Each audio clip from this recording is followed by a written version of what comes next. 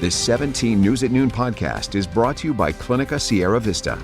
Welcome back to 17 News at Noon podcast, where we share your news on your schedule. Good afternoon, and thanks for joining us for 17 News at Noon. I'm Nicole Gitsky.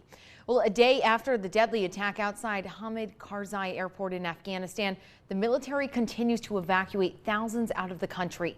Now, this morning, the Pentagon briefing reporters on that effort. Thousands are heading to several military installations in the U.S. for processing, temporary housing, and assistance. President Joe Biden vowing the U.S. will complete its evacuation mission in Afghanistan.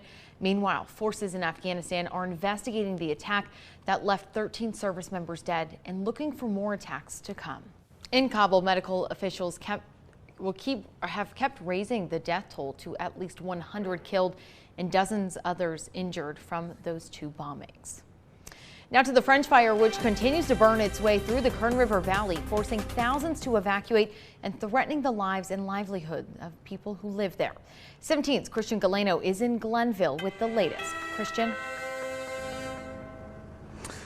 Hey, Nicole, that's right. A very good afternoon to you. We're coming to you live from Glenville. That is one of the latest communities that has been placed under a fire evacuation warning.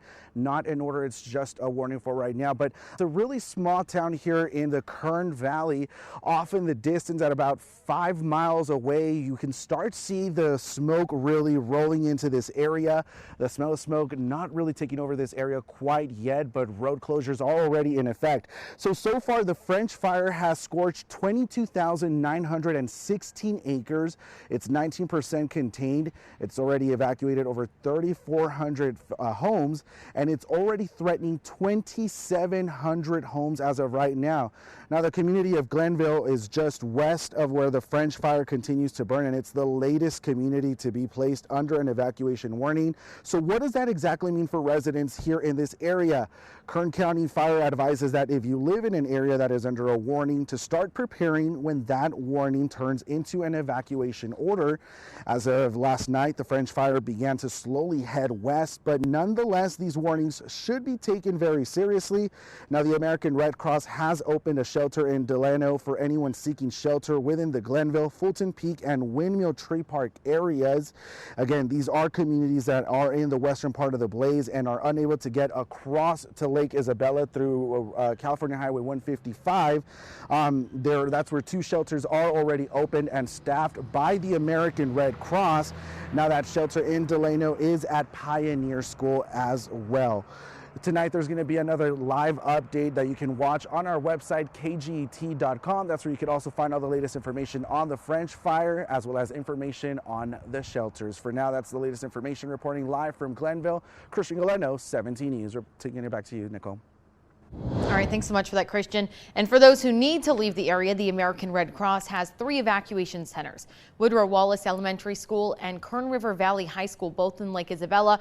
And just as Christian mentioned last night, they added the Pioneer Elementary School in Delano. And the French fire is also disrupting traffic in and around the Kern River Valley. Highway 155 is closed from Pasco Road in Glenville all the way to the intersection with Highway 178 just south of Lake Isabella.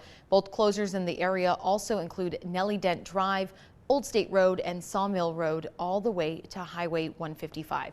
And a reminder, you can see all of our coverage of the French fire, including up-to-date minutes on evacuation orders, how to get free help finding and caring for pets, and how to donate to help those impacted by the fire. Just head to our website, kget.com. Now to a signature issue here at TV 17, pedestrian safety. A man is killed overnight in South Bakersfield. It happened just before 4 a.m. on Taft Highway near Ash Road. CHP says the pedestrian ran into the roadway before he was hit. Investigators believe drugs or alcohol may have played a role in the crash. Several lanes were closed during the investigation, but all traffic has since been cleared. The man has not yet been identified, but CHP says he was a 35-year-old. This is the 32nd pedestrian fatality in Kern County this year. Also overnight, at least 2 people were seriously hurt in a rollover crash. It happened just before 10 o'clock last night on Alfred Harrell Highway, just east of Fairfax Road. Now, we haven't gotten an update from CHP yet, but witnesses on scene say at least 2 people were taken to the hospital. No word yet on how that crash happened. And the man convicted in a DUI hit-and-run crash in Kern County is back in Kern County after fleeing to Mexico. Now, Esteban Valdez Gutierrez pleaded no contest to the 2016 crash that left a woman permanently disabled. Gutierrez promised to return for sentencing, but instead left town. The 39-year-old was arrested in Tijuana, Mexico, and transported back to Kern County. He is being held without bail and is expected to appear in court next week. Now to coronavirus in Kern County, with public health reporting 564 new cases of COVID-19 and 5 new deaths. Nearly 8,000 people have tested positive for the virus this month. That's the most infections in a month since February. We've now lost 1,458 people to the virus since March of 2020. State data shows 262 people are hospitalized with more severe symptoms. 46 are in the ICU. Now, so far, there have been 243 breakthrough cases of vaccinated people still contracting the virus. That's just 0.07% of total cases.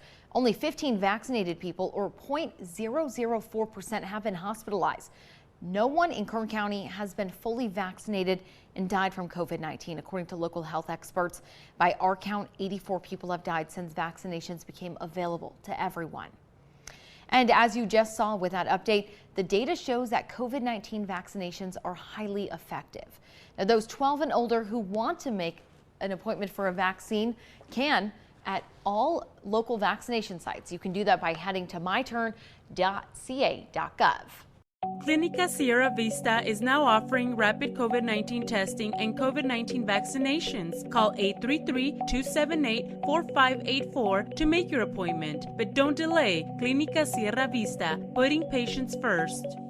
And looking ahead, Mothers Against Drunk Driving, Kern County is holding their annual Walk Like Mad fundraiser next month. The event is one of the largest fundraisers in town. It brings together people from our community to march, rally, and run for the cause. Our community has seen at least 4,000 DUI arrests made each year, according to the Kern County District Attorney's Office, with nearly 12 DUI arrests per day. Kern County ranks worse in the state for DUI injury-related crashes and second most in the U.S. And Portraits of a Warrior Gallery is partnering with Houchin Blood Bank for a mobile blood drive in downtown Bakersfield. It's happening tomorrow from 8 a.m. to 1 p.m. at 1925 I Street. Donors are encouraged to schedule an appointment beforehand, but walk-ups are accepted. Every donor will also be entered into the drawing for a new Chevrolet Trailblazer. You can make an appointment online at hcbb.com. Also happening tomorrow, after a month of setbacks, Morning Star Food Ministries is back helping residents. You may recall last month the nonprofit's warehouse was destroyed by a fire. Then their box truck was stolen. Now they're back and will be distributing fresh produce and meat to families this Saturday. It's happening at 2240 South Union Avenue from 7:30 to 9 a.m. Well, Taco Bell is set to launch the next offensive in the chicken sandwich war. Now, the crispy chicken sandwich taco will be available nationwide at participating locations next Thursday. It's served on a soft flatbread folded into the shape of a taco. It comes with Taco Bell's signature chipotle sauce in regular or spicy, topped with jalapeno slices for an extra kick. And Mountain Dew and Cheetos have partnered to create Mountain Dew Flamin' Hot. Interesting. It is the first ever beverage that combines the sweet citrus dew flavor with the spicy heat of Cheetos Flamin' Hot. This mashup will be available on the virtual shelves of the Dew store while supplies last, beginning on Tuesday. Oof. And Petsmart's Halloween collection is now live with fun new costumes to the collection, including those for small pets like guinea pigs. Well, whether pet parents are Star Wars obsessed or die-hard superhero fans, there's a costume to fit every pet's personality. These costumes join others for dogs and cats, and there are even some options for matching human costumes. The 17 News at Noon podcast is a production of KGET and Nexstar Media Group. For more on all of the headlines in today's show, head to kget.com.